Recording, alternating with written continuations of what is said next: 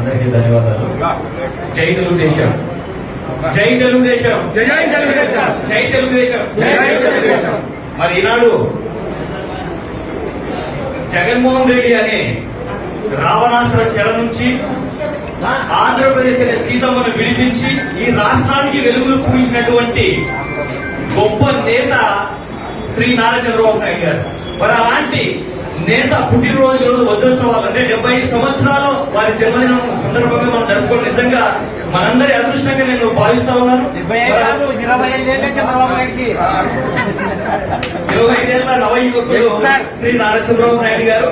మరి ఈనాడు వారి పుట్టినరోజు కానుకగా ఎన్నో సంవత్సరాలుగా అంటే జగన్మోహన్ ప్రభుత్వం 5 ఏళ్ల పాటు ఎదురు చూసినటువంటి నిరుద్యోగులకు మెగా డిఎస్సి ఈ రోజు ప్రకటించడం నిజంగా సంతోషదాయకం. 16,347 పోస్టులు అంటే మామూలు విషయం కాదు. ఎప్పుడైనా సరే ఈ రాష్ట్రంలో ఉన్న ప్రతి టీచర్ కూడా చంద్రబాబు నాయుడు గారి టైంలోనే అపాయింట్ అయినటువంటి వ్యక్తిని సందర్భం తెలియజేసుకుంటాను. అలాగే పాకిస్తాన్ కాశ్మీర్ లాగా ఎన్నో సంవత్సరాలు అలిగిపోతున్నటువంటి సమస్య ఎస్సీ వర్గీకరణ ఈనాడు విద్యాశాఖ మంత్రి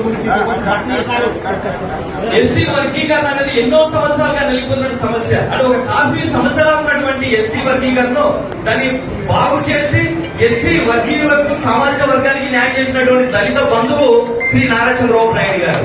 అలాగే ఈ రోజు ఎస్సీ కార్పొరేషన్ ద్వారా లోన్లు ఇవ్వబోతున్నారు చంద్రబాబు నాయుడు గారు. ఎలాగంటే ఎస్సీ సోదరులకు ఇంత నిజంగా 10 లక్షల విలువ చేసే డ్రోన్లను వాళ్లకు 80% సబ్సిడీతో డ్రోన్లు ఇవ్వడం మామూలు విషయం కాదు. అలాగే 10 లక్షల విలువ చేసే ట్రక్కులను కార్లను కూడా వాళ్ళకు ఇచ్చి వారికి సరైన ఉపాధి చూపుతున్నటువంటి నిజమైన నాయకుడు చంద్రబాబు నాయుడు సందర్భంగా తెలియజేసుకుంటున్నాను.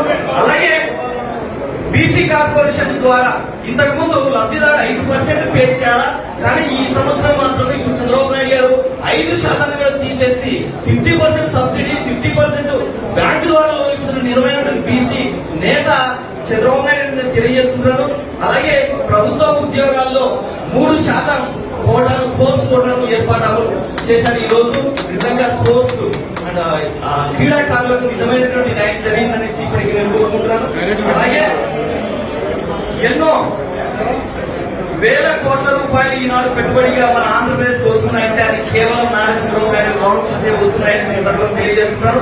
గతంలో ఎన్నో పెట్టుబడులు పెట్టినటువంటి వాళ్ళు పెద్ద పారిశ్రామిక నష్టమైన సందర్భాలు చాలా ఉన్నాయి. కానీ ఈ సందర్భంగా మాత్రం ఈ చంద్రబాబు నాయుడు గారి యొక్క టైంలో రావడం నిజంగా శుభసూచకం. అలాగే వారు సంపూర్ణ ఆయుర ఆరోగ్యాలతో శతాధిక వర్షాలు ఇలాగనే పుట్టిన రోజులు ఇలాంటి మన అందరి సంక్షేమం జరుపుకోవాలని కోరుకుంటున్నాను.